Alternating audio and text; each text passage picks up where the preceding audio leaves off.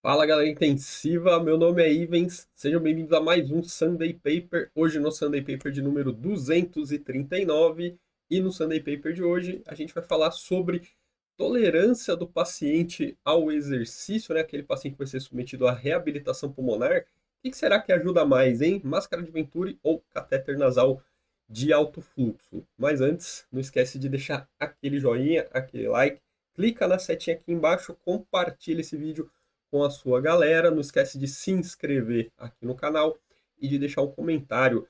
Vocês já participaram de algum programa de reabilitação pulmonar? Vocês tiveram essa experiência, seja no estágio da faculdade ou trabalham com isso? E nesse lugar vocês usam algum tipo de oxigenoterapia, catéter nasal de alto fluxo, ventilação não invasiva para melhorar a tolerância ao esforço dos pacientes, seja nos testes que vocês fazem ou seja durante a intervenção? Conta aí para mim, beleza? Ó, esse artigo aqui, artigo publicado agora em 2024, no BJR. Vocês conhecem o BJR? É o Brazilian Journal of Respiratory Cardiovascular and Critical Care Physiotherapy. É a antiga Sobrafir Ciência, né? Essa aqui é a revista científica da Sobrafir, que mudou de nome aí recentemente, veio aí repaginada. Então esse artigo aqui já nessa versão nova aí da revista científica da Sobrafir, foi publicado por um grupo lá de Fortaleza. Então a galera aí brasileira. Então, meus parabéns aí a galera aí fazendo pesquisa lá no Hospital de Messejana. A gente ainda não tem fator de impacto, né, da BJR. Nosso contexto é o transplante de pulmão aqui, são pacientes que iam ser submetidos ao transplante de pulmão, né? A insuficiência respiratória grave, risco de mortalidade são problemas que levam esses pacientes a ter a indicação do transplante, né, de pulmão.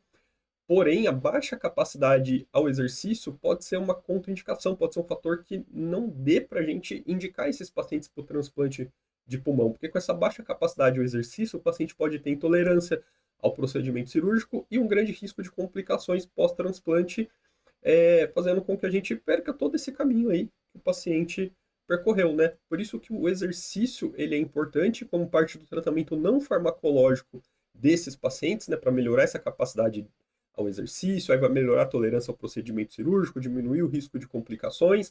Porém, é importante a gente pensar na segurança e nos resultados desse exercício que a gente está oferecendo aos pacientes. Com isso, suplementar o oxigênio pode ser uma estratégia. E aí a dúvida é qual que é a melhor maneira da gente suplementar esse oxigênio para os pacientes, seja durante os testes ou durante o exercício, durante a intervenção. Porque dependendo do método de oxigenoterapia, você pode ter diferente capacidade de condicionamento do gás, diferentes capacidades de entrega do fluxo, diferentes capacidades de entrega de FO2 e de principalmente manter esse FO2 constante durante a intervenção. Então, o objetivo foi comparar os efeitos da cânula nasal de alto fluxo e da máscara de Venturi na tolerância ao exercício em candidato a transplante de pulmão. Eu sempre acho estranho falar cânula nasal, eu falo catéter nasal de alto fluxo, beleza? Então, foram incluídos aqui pacientes maiores de 18 anos que estavam numa avaliação inicial para iniciar a reabilitação pulmonar e que tinham necessidade de oxigênio, seja em repouso ou seja durante o exercício. Como intervenção, coloquei o catéter nasal de alto fluxo, como controle, coloquei uma máscara de Venturi, mas é um estudo crossover, né? O desfecho principal foi o tempo de resistência, né, o tempo de endurance desses pacientes no teste. Time point eu não coloquei porque, obviamente, era durante o teste, né? Então foi um ensaio randomizado cruzado, realizado no hospital público, né, como eu disse, lá no Hospital de Messejana, em Fortaleza. Então aqui foram avaliados para elegibilidade 14 pacientes, dois acabaram sendo excluídos, então foram randomizados 12.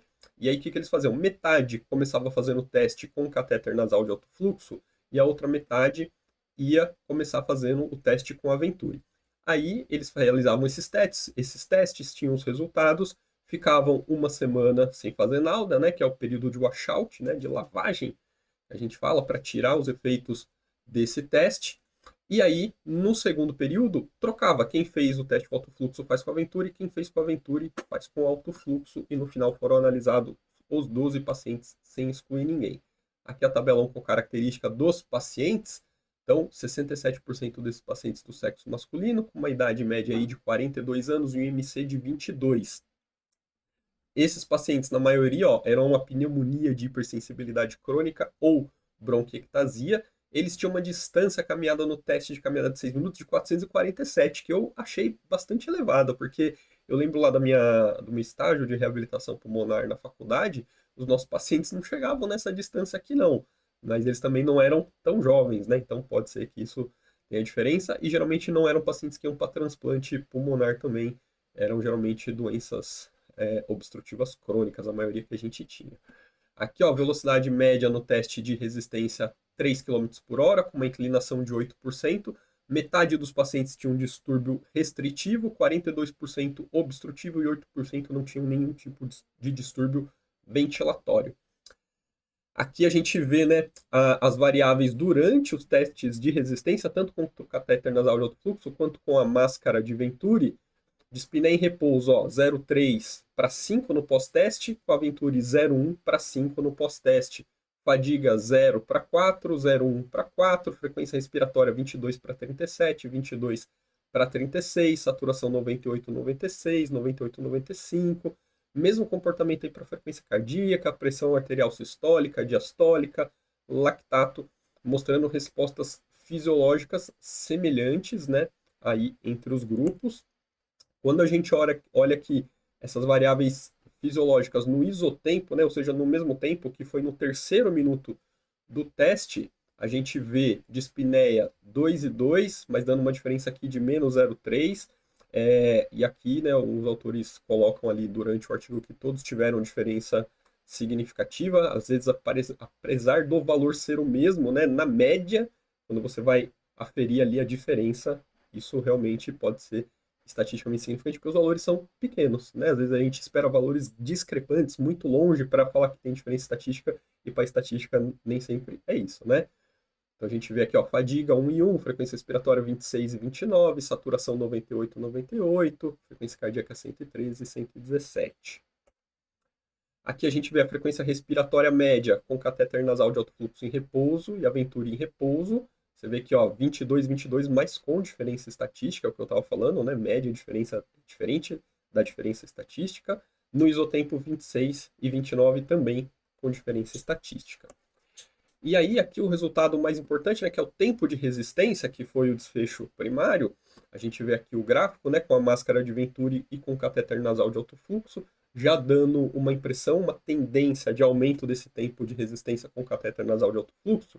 Quando a gente olha para o tempo aqui de resistência com cada um dos dispositivos, ó, 580 segundos com a Venturi, 937 segundos com o catéter nasal de alto fluxo, que dá 357 segundos a mais no catéter nasal de alto fluxo. Então veja que foi um tempo bem mais alto, bem mais prolongado de resistência com o catéter nasal de alto fluxo. Opa, esse aqui não é daqui, sobrou esse slide.